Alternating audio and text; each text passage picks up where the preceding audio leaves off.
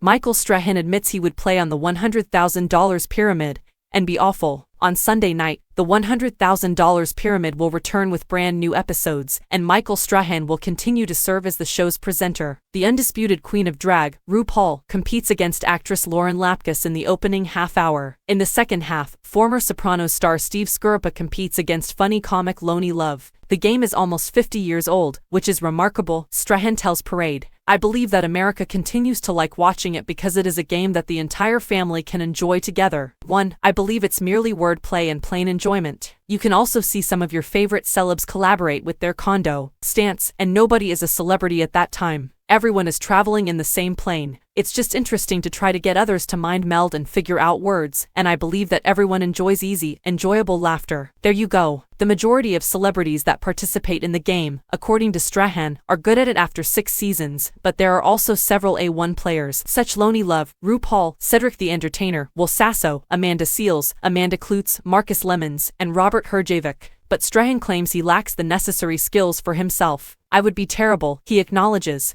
I gave it a couple of tries. For the first 4 years or so, I was the show's host, but I never performed any of the hot seat duties. My companion then said, "We should do it. I want to do it." And I did it with her, and as a result, we had a serious generational conflict. I'll refer to it as that. She was in reality too young to recognize several quite obvious cues. You can tell that I'm still upset because she missed the obvious hints I was leaving for her. But the pressure is tremendous on me. I would be terrible since I can never be calm enough to do this show. You're not interested in being my partner. If you want to make money, do not be my partner. Because she believes it to be simple and wants to win some of the money. Strahan's mother is also seeking to join the game and has asked her son to allow her play. Mom, it's not that easy, I say. Because you can hear a ticker while you're playing that goes ding, ding, ding, which practically forces you to move more quickly because you can hear the seconds going away. We learned the following additional fascinating details about playing the game from Strahan during our interview. I believe that's true, but occasionally you do run across a generational divide, which I always find to be very amusing. How don't you know that, kid? You ask. But I believe finding the appropriate people to work with is what makes it fun. You can tell when 2 people click right away. Okay, they're going to be really good.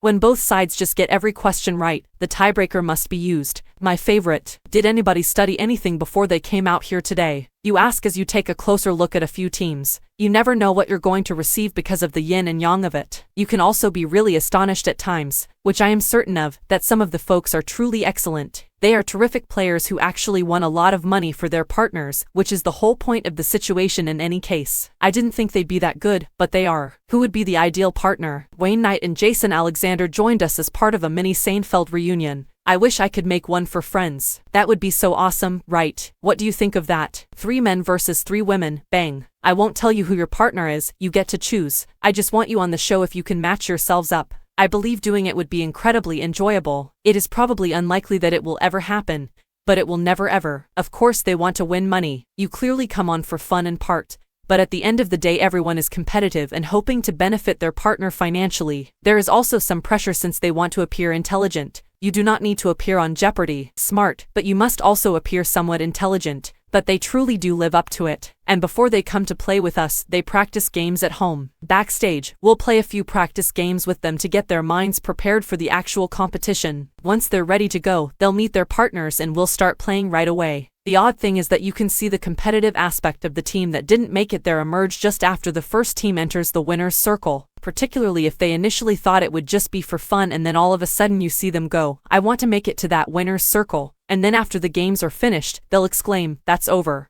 Which I think is a terrific credit to the staff and everyone who works extremely hard on the show. Is that it? I'm through. I want to play once more. I want to return. I must be added to the list for the next year. When you say that, I absolutely watch Dick Clark again. I never take a job on television without first watching someone who had already been successful at the position. I just watch everyone, whether it's Regis, Dick Clark, Terry Bradshaw, Howie Long, or Jimmy Johnson. I attended the Dick Clark workshop because I really think that you should learn from the best. In all honesty, what I took away from it was that Dick Clark did not try to be the star of the show. He let the program be the star and served as its conduit rather than attempting to dominate it with the Dick Clark character and excessive theatrics. The pyramid. It required it. In fact, for certain other shows, you have to take on a slightly more host-like role, act more like the show itself, and generally carry the load. Keep out of the way was all I needed to do.